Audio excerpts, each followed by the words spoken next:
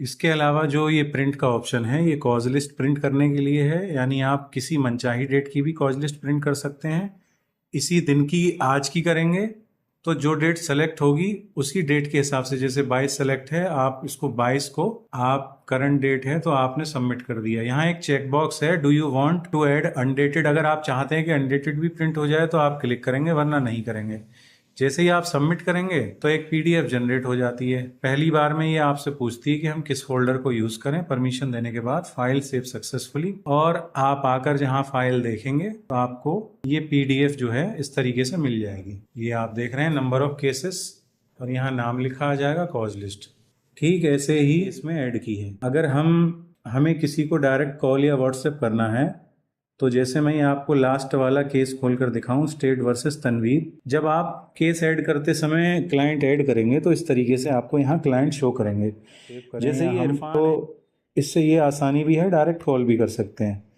यहाँ तीसरा ऑप्शन आप देख रहे होंगे अर्जेंट केस का। अर्जेंट केस ये वो केस हैं जो बेल मैटर्स होते हैं या रिलीज एप्लीकेशन मिसलेनियस वर्क जो होता है, जिसका टाइम फिक्स है 12 बजे, 12:30, 11:30। तो जब आप नया केस ऐड करते हैं तो उसी में यहाँ नीचे मैं आपको दिखाऊं, ये एक कैटेगरी है रेगुलर और अर्जेंट की।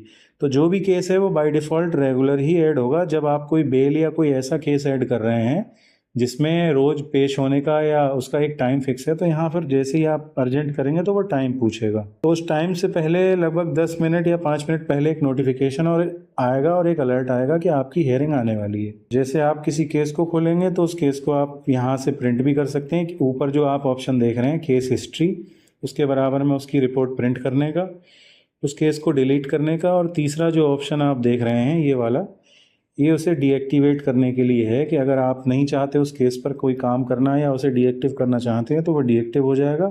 यहाँ माई केस का ऑप्शन है, इसमें एक्टिव केस, डिस्पोज केस और आपके डीएक्टिव केस अभी कोई नहीं है तो नहीं दिखेगा। अर्जेंट केस, ये सारे बेल मैटर्स हैं, ये अर्जेंट केस कैटेगरी में दिखेंगे। ऐसे ही आपको कुछ सेलेक्ट करना है, कोई केस स्टेज के हिसाब से फिल्टर करना है, तो आप यहाँ पर देखेंगे कि कितने मेरे केस जो हैं एविडेंस में लगे हुए हैं।